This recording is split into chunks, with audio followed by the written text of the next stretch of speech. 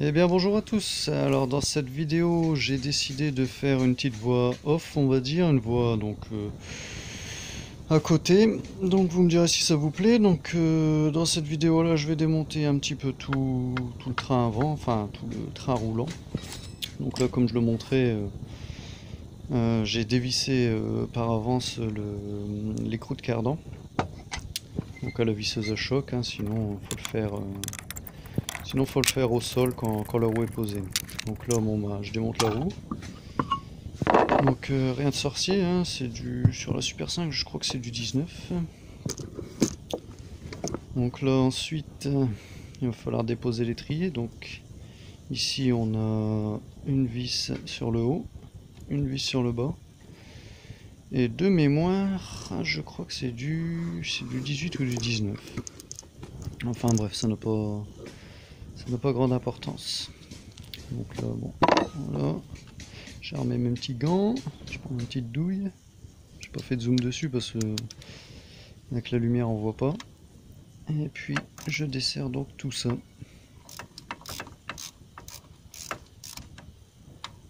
Il est vraiment pas rapide le gars, hein. Même les poules derrière elles se disent qu'est-ce qu'il fait. Ah oui, si je décroche donc c'est le témoin d'usure des plaquettes. Donc vaut mieux l'enlever sinon on risque de l'arracher. Je sais même pas s'il fonctionne sur la Super 5 mais bon. Là je prends un petit crochet pour pouvoir accrocher l'étrier. Ouais, donc les deux vis avec la petite clavette. Donc là j'ai pris un petit crochet donc pour accrocher l'étrier parce que si vous le laissez pendre vous risquez d'arracher le flexible. Et bon, malgré qu'il va être changé, j'ai pas envie de l'arracher et puis de vider tout le bocal de LDR, de LDF pardon, liquide de frein. Donc là bah, je fais un peu le bourrin, hein, je retire l'étrier. Voilà, donc les plaquettes sont neuves. Oui, je vous expliquerai. Enfin, en fait, j'en avais acheté des neuves et puis là j'avais commencé à changer. Puis après, j'ai dit, oh, qu'est-ce que tu fais, Mathieu là? Je dis, non, non, il faut tout refaire dessus. Faut tout nettoyer bien comme il faut. De toute façon, je ferai une vidéo. Je ferai une vidéo là-dessus plus tard. Donc voilà, j'ai accroché l'étrier. Donc là, maintenant, je vais débloquer les vis. Donc les boulons. Parce qu'une vis et un écrou, ça fait un boulon. D'amortisseur. Je vais déjà les débloquer parce que après vous allez le voir, je vais enlever la rotule de direction et sans la rotule de direction qui maintient la fusée, on va dire, ça va être plus galère. Donc voilà, maintenant on en vient à la rotule de direction. Donc alors les dimensions, je ne sais plus. Ah bah voilà, douille de 15, je l'avais noté.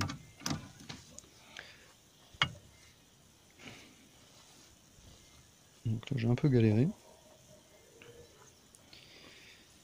Allez, allez, allez, allez, allez, tu peux le faire. Ah bah non. Et non, il le fait pas.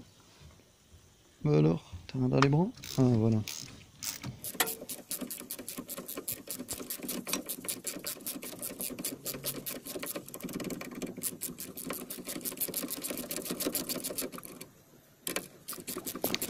Donc, forcément, au bout d'un moment, la rotule, elle tourne dans le vide. Donc là, voilà, je vais juste décoller la rotule, donc il faut taper sur la fusée. Ou bien vous refaites monter l'écrou et vous tapez sur l'écrou. Après moi la rotule je vais la changer, hein, donc j'aurais pu même taper dessus. Voilà, donc là, elle est décollée. Maintenant je vais pouvoir enlever l'écrou. Bah oui forcément, ça vient pas tout seul. Alors je prends une clé à œillet à œil de 15. Et puis je prends ma petite clé BTR pour venir donc bloquer la rotule. C'est une rotule forcément. Sinon elle va tourner sur elle-même et puis on n'arrivera jamais à sortir l'écrou. Donc c'est beau. Un petit zoom et tout pour bien voir.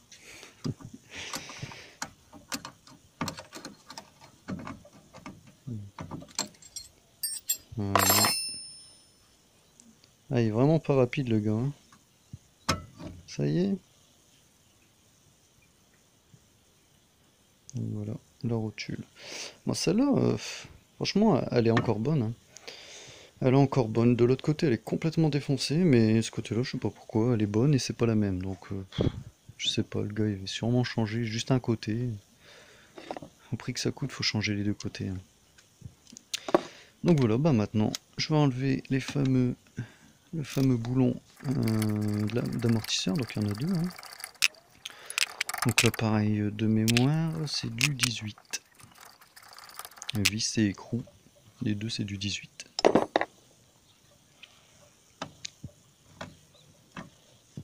Donc voilà. Maintenant, ah bah oui, ça vient pas. Ah si, ça y est. Bah non, ça peut pas venir, regarde, t'as oublié d'enlever l'écrou de cardan. Ouais, c'est mieux comme ça. Et là, forcément, ça va venir tout seul. Tadam! Voilà. Donc j'ai laissé le disque dessus. On va voir ça après.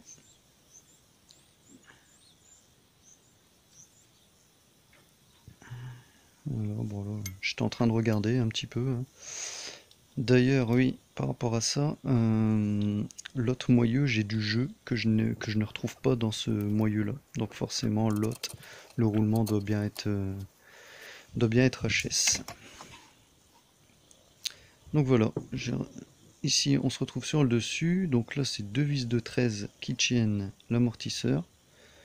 Donc là, j'ai remis la caméra en bas. Oui, on le sait, t'as pris ta petite douille de 13. Voilà. Et là, donc je me mets par-dessus. Vous voyez le dessous. Je desserre le dessus tout en maintenant le dessous. Voilà, sinon bah, l'amortisseur il se pète la gueule et puis c'est pas top. Hop, voilà, il n'y a plus qu'à. Ouais, il a pas l'air terrible non plus celui-là. Je vais même pas regarder. Donc voilà. Bah maintenant, après, forcément, il reste le cardan. Donc là, je le démonte pas tout de suite, mais je vous montre qu'il y a 3 vis de 13. Alors, pourquoi je le démonte pas tout de suite? Alors, oui, donc là, il y a la troisième vis en bas, qu'on voit un peu moins bien. Je vais rapprocher un peu la caméra. Voilà, on la voit bien. Donc eux, je les ai juste débloqués, hein, ils viennent. Il n'y a pas de souci. Voilà, ici, on retrouve la vis de purge, enfin de purge, la vis pour vidanger la boîte. Donc ça, je ferai plus tard. Donc ici, on a deux écrous sur le disque, deux vis sur le disque. Donc là, j'essaye tant bien que mal de les enlever. Donc ça, c'est juste deux vis qui bloquent le disque en fait. Il y a des bagnoles, ils en ont même pas. Sur ma Ford E de 97 là, ma Ford K, j'en ai pas. C'est la roue qui tient le disque. Enfin bref.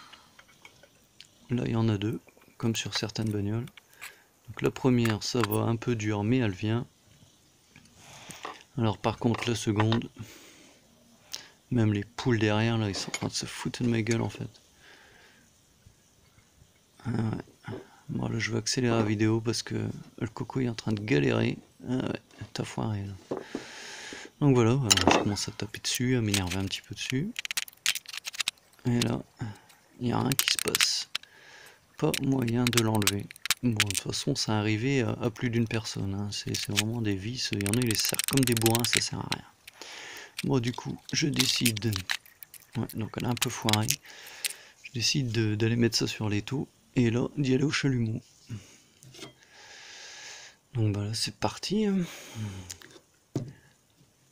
Donc je vais le chauffer pendant un petit moment, hein. Je passe les détails. Et là, je décide de prendre donc du Torx, mais sur douille. Avec le cliquer pour avoir plus de force et plus de maintien, mais voilà quoi.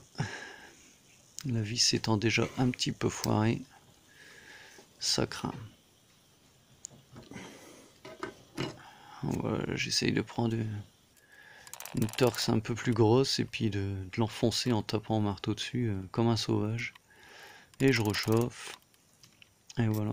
Je vais passer un moment comme ça. Franchement, j'ai dû passer au moins une demi-heure, trois quarts d'heure. Je vous passe un petit peu les détails, mais c'est un truc de malade. Donc bah voilà, je galère, hein, je tape, et puis bah là, forcément, vu que c'est foiré, bah il n'y a plus qu'à essayer de taper au tournevis. Donc en prenant de coin, hein, on peut débloquer une vis comme ça. Mais bon, je vais essayer ça pendant un moment, de chauffer, de taper, chauffer, taper. Je fais que ça, que ça, que ça. Rien à faire. Alors bah là, je sors quoi? La mini disqueuse directement pour dire de faire une belle grosse entaille, pour dire de tout simplement venir taper ensuite avec le tournevis quoi.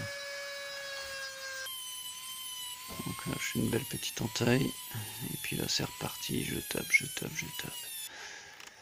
Et là ça s'arrête plus. Je fais que ça pendant... Ouais, je vous dis, j'ai passé un temps fou. Donc là ben, après je dis tant pis, hein, je vais percer, ça fait chier mais bon. Donc j'essaie de percer, ça marche pas, alors je prends un plus petit fourré.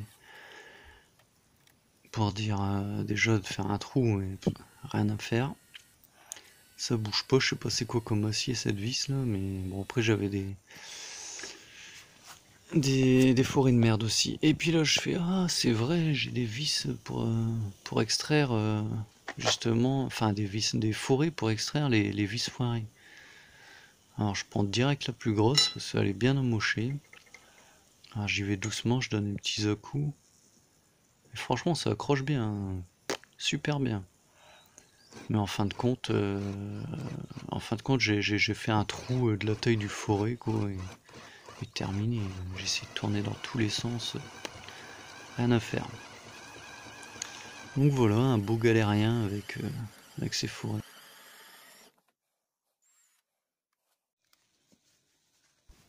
Et puis voilà, je suis tombé en panne de batterie. Donc bah j'ai continué tout seul, et puis j'ai tapé, j'ai tapé, j'ai tapé, et ça a commencé à tourner. Et puis voilà, enfin je l'ai eu. Je vous laisse observer la tête qu'elle a. Voilà, horrible. Bon bah merci d'avoir visionné, et puis n'hésitez pas à lâcher un petit pouce bleu, un commentaire. C'est avec plaisir que je vous répondrai. Allez, salut, à bientôt.